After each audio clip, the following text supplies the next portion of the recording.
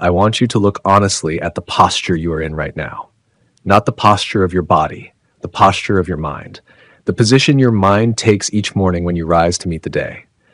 Is it the posture of the man who waits, who tells himself that his moment has not yet come, that conditions are not yet right, that he will begin in earnest when his circumstances improve, when the world makes a little more room for him, when someone finally recognizes what he is worth? Because I know that posture. I have seen it on 1,000 faces. I have studied it in the histories of men who died having never once attempted the thing they were capable of. And I want to tell you what that posture costs. Not in money, not in years, but in the one currency that cannot be recovered by any means known to man. It costs you the life you were capable of living. Now contrast it. Hold it clearly in your mind. Beside this, the posture of a different man. A man who does not wait for the world to hand him his break. A man who rises each morning already oriented toward his aim, already in motion, already feeding his mind the diet that produces one result and one result only. That result has a name. I have heard it called luck. I have heard it called talent. I have heard it called favorable birth. It is none of these things. Its name is this: riches come abundantly to the man whose mind has been prepared to receive them.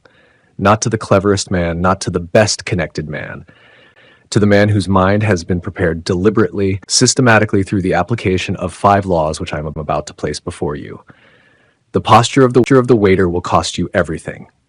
The posture of the winner begins here, and it begins now. Part 1. The winner sees what others refuse to see.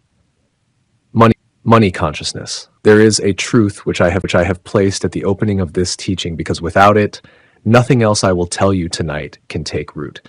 It is a truth which a great many men and women have heard and nodded at, and then allowed to pass through their minds like water through an open hand, carrying nothing with it when it went. Here is the truth. Success comes to those who become success conscious. Failure comes to those who allow themselves to become failure conscious. I did not say that success comes to the deserving. I did not say it comes to the hardworking, though hard work has its place.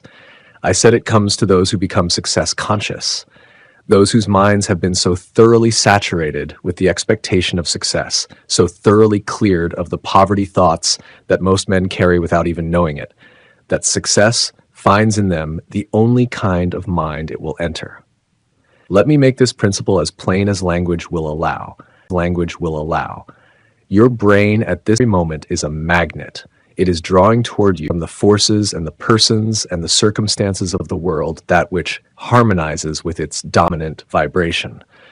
The man whose dominant thought is one of poverty, of limitation, of life being arranged against him, is drawing toward himself with the same law and the same certainty, the physical equivalent of that thought. He is not the victim of his circumstances.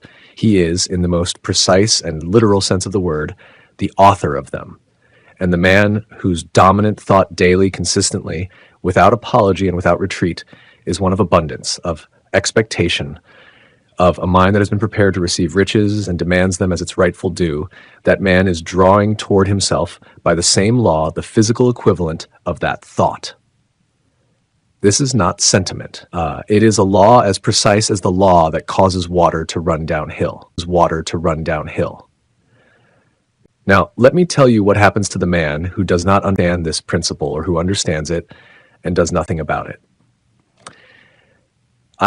I knew a community, and you know one as well if you're with yourself about it, where the general topic of conversation in 10,000 homes was poverty and want. They talked of poverty. They thought of poverty. They accepted poverty as their portion in life, handed down from those who came before them. And they reasoned that because their fathers were poor and their fathers' fathers were poor, there was nothing in the arrangement of the universe that offered them different. And I will tell you what they received, exactly what they talked about, exactly what they expected, exactly what their minds had been day by day and year most thoroughly prepared to receive. Because poverty consciousness develops without effort. It needs no daily practice, no deliberate cultivation. It grows of itself, watered by every complaint, by every comparison between the man you are and the man you were, by every conversation that ends with a shrug and words, "That's just how it is." The poverty consciousness is always available, always patient, always ready to expand to fill whatever space a man leaves unoccupied in his mind. The money consciousness, the success consciousness, is another matter entirely. It must be built. It must be created to order. As a craftsman creates a tool with precision and with purpose through the daily and deliberate application of the principles I am about to describe. I recall a banker, one of the most successful in his state, who kept a sign in his private office. Not an ornament, not a pleasant sentiment, a statement of policy as firm and as enforceable as any clause in any contract he had ever signed. The sign read, "We talk and think only of abundance here. If you have a tale of woe, please keep it as we do not want it." His competitors thought this eccentric. His depositors thought it impressive. His ledger at the end of each year rendered the only verdict that counted.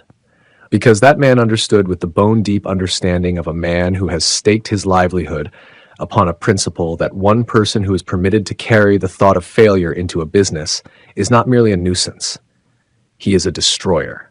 He sets adrift in the minds of every person around him the seed of the poverty consciousness. And by the law of habit and by the law of repetition, those seeds grow. Do not be that person. Not in your place of work, and not especially in the conversation you hold with yourself day and night inside the privacy of your own mind. There can be no compromise between poverty and riches. The two roads that lead to them travel in opposite directions. The man who walks one road is moving away from the other with every step he takes. You cannot walk both roads at once. You cannot hold the poverty thought and the prosperity thought in the same mind and expect either to take full effect. You must choose your road. You must choose it deliberately, with the full understanding of what the choice costs and what it yields. And then you must walk it with every thought you permit into your mind, every word you permit out of your mouth, and every association you permit into your daily life. The winner does not wait for circumstances to change before changing his mental attitude. He changes his mental attitude and watches, sometimes slowly, sometimes with a speed that surprises him as the circumstances follow. Part 2. The winner decides and does not retreat. We will now speak of a quality which, in my 50 years of studying the causes of success and failure in the lives of men and women, I have found to be more consistent. We will now speak of a quality which, in my 50 years of studying the causes of success and failure in the lives of men and women, I have found to be more consistently present in the lives of those who achieve and more consistently absent from the lives of those who do not than any other single trait I can name. It is not intelligence.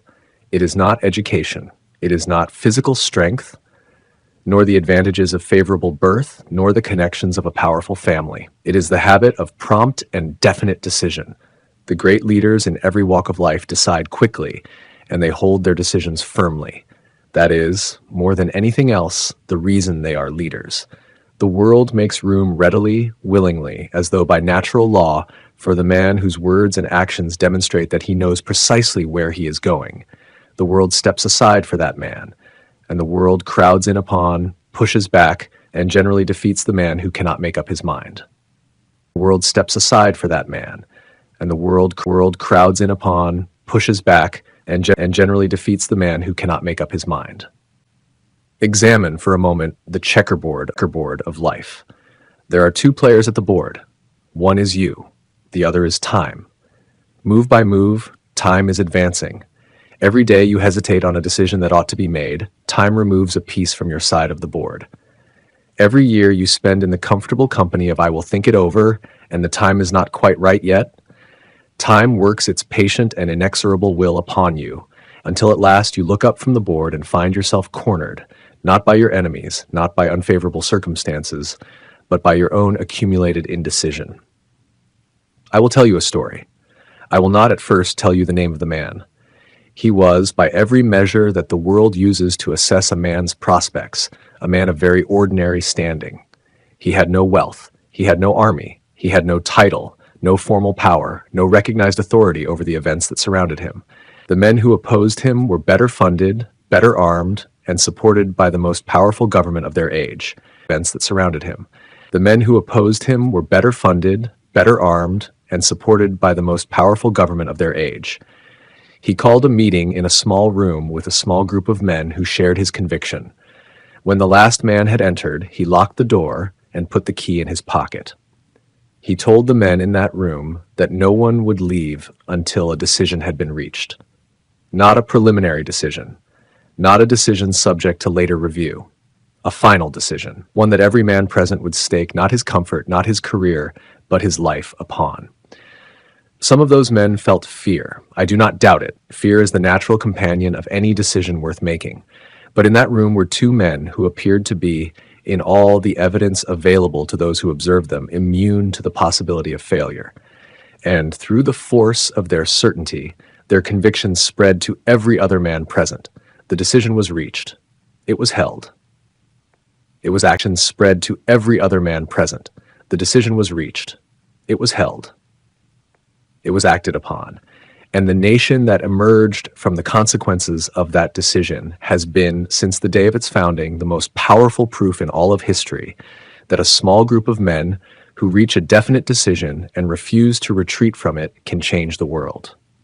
The men in that room were Samuel Adams and John Hancock and their colleagues. The decision they reached was the decision that made the Declaration of Independence. The decision they reached was the decision that made the Declaration of Independence possible. And the men who signed that document, 56 of them, did not sign a pleasant aspiration. They signed with full knowledge of what it meant. Their own death warrants should their cause fail. That is decision, not the decision to try something, not the decision to give it a fair chance and see how it goes. The decision to win or perish, and to mean it so completely that the possibility of perishing is removed from the calculation by the sheer force of the commitment. Now, I am not asking you to stake your life. The decisions that face you are not of that variety, and I am grateful on your behalf that they are not. But let me tell you what you are staking when you refuse to decide. You are staking your economic freedom. You are staking the years of your life that will pass, and they will pass, with or without your decision, in the service of someone else's definite purpose because you lack the courage to establish one of your own. The person who desires riches in the same spirit that Samuel Adams desired freedom for the colonies, with that absolute unwavering, I will have it or there is no other outcome quality of desire, that person is sure to accumulate wealth, not by luck, by the working of the same principle that is absolute unwavering, I will have it or there is no other outcome quality of desire, that person is sure to accumulate wealth, not by luck, by the working of the same principle that has governed every large achievement in the history of civilization. Here, then, is the instruction. Name the decision you have been postponing, not one of the small ones, the one. The decision that, made today and held without retreat, would alter the direction of your life. Make it. Write it down. Do not qualify it with conditions. Do not surround it with the comfortable hedges of if circumstances allow and provided things work out. Make it the way Adams made his, with the full understanding that there is no retreat and that the failure to out. Make it the way Adams made his, with the full understanding that there is no retreat and that the failure to advance is itself a form of defeat. The world forgives mistakes. It forgives a great many of them. But it never hears from the man who made no decisions at all. Part 3. The winner persists whenever other men quit. I want to tell you about Broadway, not as a place of entertainment, but as a force of nature, as the great and merciless testing ground that every man and woman who comes to it with ambition must eventually reckon with. Broadway, as I have observed it from my window over the years I have spent in this city, is two things at once. It is the graveyard of dead hopes, littered more thickly than any cemetery in the world with the remains of talent and ambition and potential that was perfectly adequate for the task and simply could not endure the waiting. And it is the front porch of opportunity, the threshold past which, if a man will not quit, the most remarkable rewards in this world are found. If a man will not quit, The most remarkable rewards in this world are found. The single quality that determines in every case without exception which of those two things Broadway becomes for the man who approaches it, the graveyard or the front porch, is persistence, not talent. I have known men of extraordinary talent who chose the graveyard because they could not bear to be told no, not intelligence. I have watched intelligent men reason themselves into quitting, constructing elaborate and perfectly logical explanations for why the thing they wanted was after all not possible for them. Persistence. The refusal, flat, final, absolute, to accept defeat as anything other than temporary delay. Let me tell you about a woman. She came to the city in 1915 with a pen and a purpose. She intended to write, and she intended to make her writing pay. The city was not immediately impressed. The city, in the form of publishers and their rejection slips, told her no so many times and in so many ways that the average person would have concluded by the end of the first year that the message was clear and the answer was permanent. She did not conclude that. She spent her days working and her nights hoping. And when the hope grew dim, not when it was bright, but when it was dimmest, she said to the city, "You may whip some. You will not whip me. I am going to force you to give up." One publisher alone sent her 36 rejection slips, 36 occasions on which the paper came back marked no, 36 opportunities to reach the entirely reasonable conclusion that she was in the wrong line. She did not reach that conclusion. She reached a different one. She reached the conclusion that the answer was not no. The answer was not yet. And she continued. Then one day, as it always does for the man or woman who will not stop, the door opened. Not a crack. All the way. The same publishers who had returned her work 36 times began to seek her out. The money that had once refused to come now came faster than she could count it. The motion picture rights to a single novel sold for a sum that would have seemed to her earlier self, pounding those pavements like a figure from a dream. Her name was Hurst. Now hear me on this point, because it is the point upon which most men go wrong in their understanding of persistence. They believe that persistence means continuing to do the same thing despite the same result. It does not mean that. Persistence means refusing to accept defeat as final. It means treating every setback as information, as a lesson in what did not work, which is useful precisely because it narrows the range of what remains to be tried. I have also observed in the lives of every man and woman who have achieved something of consequence what I call the hidden guide. You will notice if you examine the histories of great achievers that there appears to be some unseen force, some intelligence operating just beyond the visible, that tests the man who seeks great things. It tests him through discouragement, through prolonged delay, through the specific and pointed silence that follows when a man reaches out and receives no response. Those who pass the test are the ones who arrive. They arrive, and the world, which had previously made no room for them, suddenly opens before them as though it had been waiting all along. Those who do not pass the test, and they are, I am sorry to say the great majority, quit at the precise moment when the test is most severe, which is to say they quit at the precise moment when success was closest, because the test is always most severe just before the breakthrough. I have given many years of study to this truth, and I am as certain of it as I am of anything I have ever published. Success is usually but one short step beyond the point where a man stops fighting. The 4 steps to developing the habit of persistence are not complicated. They require no special talent and no special circumstance. They require a definite purpose backed by burning desire, a definite plan expressed in continuous daily action, a mind that is kept, with deliberate effort, closed to all discouraging influences, the negative suggestions of those around you, the voices that tell you the odds are not in your favor, the quiet internal whisper that asks whether you are certain you have what it takes, and a friendly alliance with at least one other person whose role it is to hold you to your purpose when your own resolve wavers. These 4 steps are available to every man who reads these words. The only question, these words, the only question that has ever separated the achiever from the nearly achiever is whether you will apply them today, without waiting for conditions that are more encouraging in the service of the purpose you have already decided is yours. Part 4. The winner serves more, the law that multiplies riches. There is a law that I have observed operating in the lives of every man who has ever risen from nothing to a position of consequence, and in the lives of every man who has remained at nothing despite his years of effort. It is a law that distinguishes with great precision and great reliability between the two. The man who rises renders more service than that for which he is paid. The man who remains renders exactly the service for which he is paid, and nothing more. This is not a moral observation.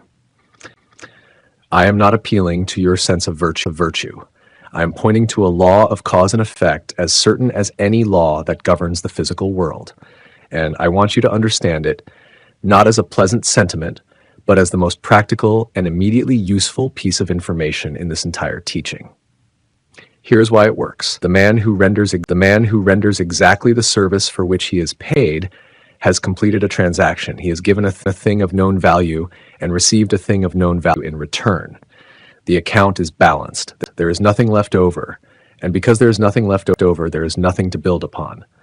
The transaction is closed. The man who renders more than he is paid for has done something different. He has created a surplus of goodwill, of reputation, of demonstrated ability, none of which appears on any ledger, but all of which accumulate with a compound interest that eventually makes itself felt in ways that defy simple accounting. Let me give you a picture of this principle in action, drawn not from theory, but from my own observation. I had in my employ a young woman whose initial duties were of the most ordinary kind. She took dictation when asked. She performed the standard work of her position at the standard wage for that work. In every outward respect, she was one clerk among many, indistinguishable from those around her. One day I dictated to her, among other things, a brief motto which I kept upon my desk. It read, "Your only limitation is the one that you set up in your own mind." As she returned the typewritten page to me, she said quietly that the motto had given her an idea. I told her I was glad to hear it, that the motto had given her an idea. I told her I was glad to hear it and thought nothing more of the matter. But something had shifted in that young woman's mind. From that day forward, I noticed that she began to arrive before the other employees and to remain after they had gone home at the close of the day, without being asked, without any instruction, without any promise of additional payment. She began to bring to my desk letters that she had answered on my behalf. She studied my style, matched my manner, and handled my correspondence as well as, and in some cases better than, I might have done it myself. She kept this practice faithfully. She did not announce it. She did not draw attention to it or expect thanks for it. She simply performed every day a quality of service that went beyond what anyone had contracted her to provide. When the position of personal secretary fell vacant, I did not need to search for a candidate. The candidate had already been sitting at my desk for months, performing the duties of the position without the title, without the pay, without any external incentive beyond the internal one she had created for herself by deciding that her only limitation was the one she herself set up. I gave her the position. I have raised her salary many times since. She receives, at the time these words are written, more than 4 times the wages she earned on her first day. And I am, in this matter, entirely helpless because she has made herself indispensable, and there is no law that allows an employer to dismiss an indispensable person and remain in good conscience. That is the law of increasing returns. Not complicated, not mysterious, not available only to those of exceptional talent or fortunate birth, available to every man and every woman who will practice it in their current position, in their current circumstance, without waiting for a better opportunity to demonstrate what they can do. Now, let me tell you the second reason why this law rewards those who apply it. And this reason is, in my estimation, more important than the first. The man who renders extra service is not merely building a reputation in the eyes of others. He is building a muscle in himself. Muscle in himself. Just as the arm of the blacksmith grows strong, not through rest, but through the hardest possible use, the capacity for excellence grows through the exercise of excellence, through the daily practice of doing more than was expected, better than was required, in the spirit of a man who has decided that the quality of his effort is a direct expression of the quality of his character. The man who renders less service than he is paid for is atrophying. He is allowing a faculty to weaken through disuse. And the day will come, it always comes, when he needs that faculty at full strength and finds, to his dismay, that it has been allowed to decline past the point where it can be quickly restored. Do not be that man. Render more today. Render it without announcement, without the expectation of immediate payment, and without any emotion other than the quiet satisfaction of a craftsman who takes pride in his work. The law of increasing returns is patient. It always pays. And when it pays at a rate of interest that no bank has ever offered. Part 5. The winner's posture. Riches come abundantly to this man. We have covered 4 laws. I want to speak plainly to you about something because a teaching that is merely pleasant has done no one any service worth recounting. 4 laws held in the memory but not applied to the life are precisely as valuable as no laws at all. Less valuable, in fact, is because the man who knows the law and does not apply it carries, in addition to all his other burdens, the weight of knowing that he has failed to use what he was given. So before I speak of the 5th and final law, I want to ask you a question, not rhetorically. I want you to hold it in your mind and answer it honestly. In the 4 laws I have described, the money consciousness, the habit of decision, persistence in the face of defeat, and the practice of going the extra mile, is there one you have been applying with the consistency that the law requires? I congratulate you. Build on it. If the answer is no, if you find on honest examination that you have known these principles and not lived them, then I want you to understand what that costs. Not as a reproach, as an accounting. Because the man who understands what his inaction costs him is the man most likely to stop paying that price. Now let me tell you about the final law. There was a man born in the west of Scotland into circumstances of such ordinary poverty that the distance between where he began and where he arrived, measured not in miles, but in the number of years of honest effort and deliberate application of principle that the journey required, is one of the most instructive distances in the history of achievement. He came to America as a boy, took the most menial position available to him, and went to work, not with the enthusiasm of a man who does not understand what he has taken on, but with the deliberate, organized, long-term strategy position available to him, and went to work, not with the enthusiasm of a man who does not understand what he has taken on, but with the deliberate, organized, long-term strategy of a man who already knows with complete clarity where he is going and what it will cost to get there. He did not try to master every domain himself. He studied instead the one principle that unlocked everything else. He learned that no single mind, however powerful, however well-educated, however richly experienced, can match the organized force of several minds working in perfect harmony, directed toward a definite and shared objective. He built around himself, one by one, a group of men who were each masters of their own field, who each brought to the alliance something he himself did not possess. He directed this alliance with a chief aim so clearly defined and held so consistently for so many years that the subconscious minds of every man in that group became oriented toward its achievement as naturally as the needle of a compass orients toward the north. The result was not the product of luck. It was the product of the deliberate, daily, persistent application of every law we have discussed in this teaching. The money consciousness held by a man who refused to tolerate the poverty thought in himself or in those around him. The habit of decision made quickly, held firmly, never retreated from under pressure that would have broken less men, persistence through reversals and opposition, and the long years when the goal seemed distant. service rendered beyond every reasonable expectation, in the spirit of a man who never once confused what he was paid with what he was capable of. The man's name was Andrew Carnegie.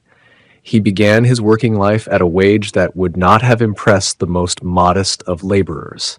He ended it having built an empire, having given away a fortune in the hundreds of millions, and having left behind him a legacy of principle, the very principles you have heard tonight. That was worth, in the assessment of the men who received it, more than all the steel he ever sold. Now here is the fifth law. It is the law that makes all the other four laws permanent. The law that seals them not as passing habits, not as temporary improvements, but as the fixed, established character of the man who applies them long enough. The law is this: riches come abundantly to the man whose mind, in its dominant thought, in its daily practice, in its chosen associations, and in its habitual posture toward the world, has been made ready to receive them. Not to the man who wishes for them once a week, not to the man who applies the principle for a month and then drifts back to his old habits when the principle has not yet shown its full result. To the man who has built, through daily application, a mind that is at every moment oriented toward abundance, toward achievement, toward the expectation of the thing he has defined and decided and committed to pursue. That man does not merely work toward riches, riches work toward him. Because the mind that man does not merely work toward riches, riches work toward him. Because the mind that has been prepared, that has been saturated with the expectation of success, that has learned to decide without flinching and persist without retreating and serve without measuring what it receives in return, that mind is a magnet of a kind that the ordinary mind is not, and what it draws toward itself from the forces and circumstances of the world is the physical equivalent of what it most consistently holds. I have spent 50 years accumulating evidence for this claim. I have examined the lives of hundreds of men and women who began with nothing and built fortunes. And I have found, without a single exception that I can recall, the same set of inner conditions at work in every case. Not the same outward circumstances, not the same industry or city or era, the same inner conditions, the same laws applied with the same consistency producing the same result. The evidence is not theoretical. Producing the same result. The evidence is not theoretical. It is historical. It is standing before you in the record of Carnegie and Edison and Lincoln and every man and woman who took the road that most will not take, because the road demands something that the ordinary life has not trained most people to give. It demands the abandonment of the posture of the waiter. The waiter's posture is comfortable. It requires nothing. It produces nothing. It offers the daily consolation of having never truly failed, because the man who never tries can never be said to have been beaten. But it takes from him, slowly and without his permission, the life he was built to live. And at the end, it leaves him with the one possession he cannot spend, cannot give away, and cannot stop counting. The full accounting of what he chose not to do. That is the price of the waiter's posture. The winner's posture costs something different. It costs daily effort. It costs the discomfort of decision. It costs the willingness to be rejected, to be misunderstood, to persist past the point where other men have turned back. It costs the discipline of guarding the mind against the poverty thought which is always nearby and always patient. But what it yields is everything I have described tonight, and more that cannot be described, because it has not yet happened to you. Here then is what I ask of you before you sleep tonight. Write the statement of your chief aim, specific, dated, with the price you will pay written beside the prize you expect to receive. Identify the one decision you have been carrying without making, and make it, tonight, in writing, without qualification. Name the one way Name the one way you will, beginning tomorrow morning, render more service than is expected of you. Not eventually. Tomorrow morning. And read what you have written both tonight before you sleep and tomorrow morning before you begin, with every particle of feeling and conviction you can bring to bear. Not as a formality, as the solemn declaration of a man who has finally, irrevocably stepped out of the posture of the waiter.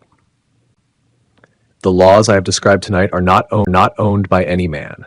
They are not reserved for those of favorable birth or exceptional talent. They are as available to you in the circumstances you occupy at this very moment as they were to every man who ever used them to something lasting. The only thing required of you is the one thing only you can supply. A decision made tonight. Final. Riches come abundantly to this man. Are you this man?